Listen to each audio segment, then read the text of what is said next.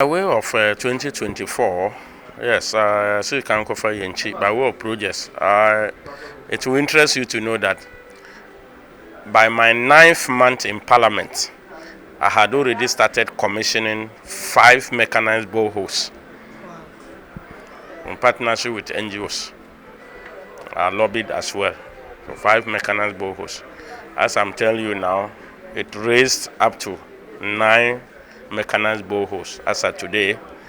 Well, hand-dug wells, 6 so far in needy communities. Just today, I went to a big man from Kintampo who God favors so much. We discussed the need for some water projects along a place called Dawa Dawa, Chiranda, towards Bawakura, Babato zone. They have low water table. And so this morning, before I came to Parliament, as early as 8 a.m., I was with a big guy from Kintampo to discuss that. And he made somebody, he had always made somebody to go and do feasibility studies. So we'll be following up to see if we can fix the water situation for along that route on Dawa Dawa, Chiranda, Takura, Jatuakura, Bawakura zone, where their water table is very low. And let me take this opportunity to appeal to NGOs and other philanthropists. They have guinea worm infested area. It's a guinea worm infested zone, so that anybody listening to Honorable Joseph Kwame Kumah, popularly known as Honorable Jakala in short, can come to Kintampo, you can come to our aid if you have a water project to offer us. In just 9 months of his assumption to office, some communities in Kintampo North began to witness some developmental progress under the MP.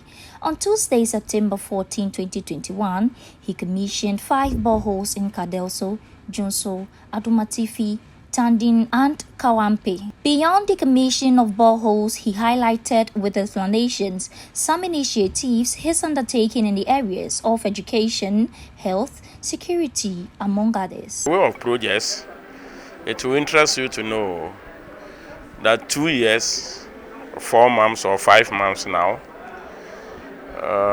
got so good by my profession, trained from University of Cape Coast. I became education committee member. Let me thank my leadership for putting me in that committee. And through that committee, I've been able to lobby for some projects in my constituency.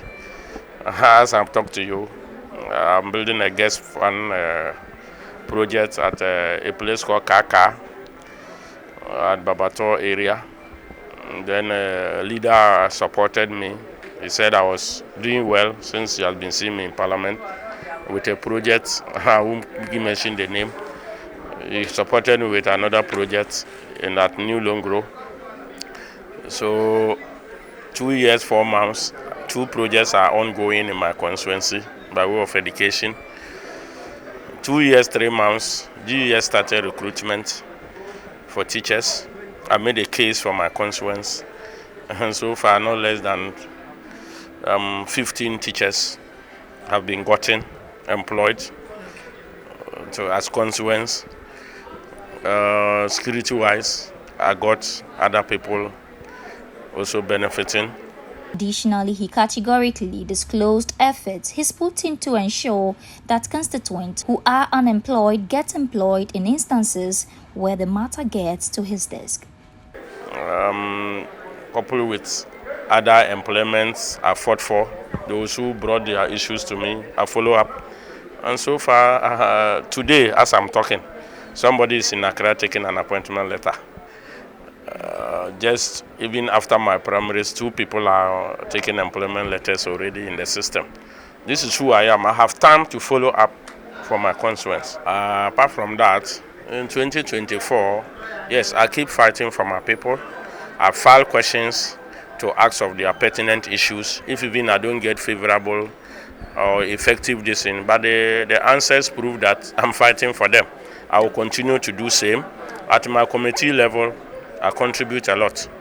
I don't go to sit at a committee level without I ask questions, very relevant questions pertaining to educational issues. I've issued statements. You have always been in Parliament with me here. I've questioned road minister several times, agric minister on cattle ranching, the need for them to have cattle ranching because Fulani herdsmen and farmers have always been at loggerheads. I've questioned the communication minister, and this morning I was just with Honorable Osilowusu just in the chamber before my brother signaled me out. I was just on her telling her the rural telephony connectivity, the effectiveness is low. There's interruption between the main MTN lines and then the Vodafone lines, so that they could get the engineers to get back to those connectivities and rectify the interruption. 6 contestants had contested the Kintampo North constituency parliamentary seat, including the incumbent MP during the NDC primaries, and his victory shows that indeed the people appreciate his works, which he is grateful. It was hot in the sense that guys came up, 5 people, including myself, 6, went for the into the contest. And I said, well, I explained my issues. In fact, since I came to Parliament 2 years, about 4 months ago, I've never relented in going home. I've always, either every 2 weeks, or at times even weekly, I honor programs in the constituency.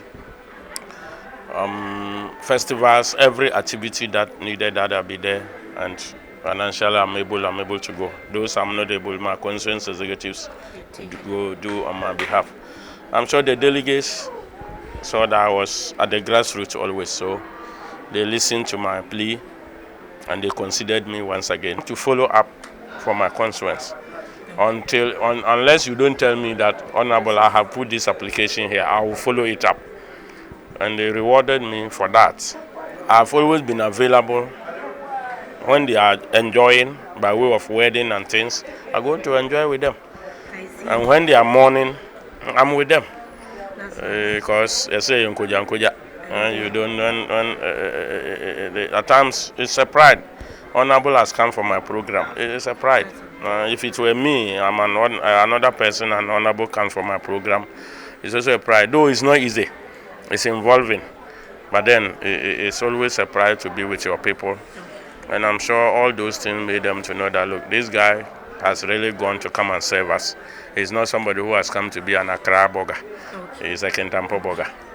Jens called on all and sundry to vote massively for him come December 7, 2024. Come 2024, I'll continue to champion issues pertaining to the municipality, issues that are concerned to them, and continue to file questions to fight for their needs.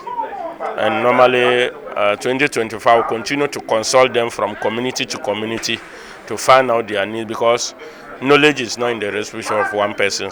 So the moment I visit communities, they give me feedback by way of their needs. Then when I also come, I tell or question the ministers for that matter to get input for them.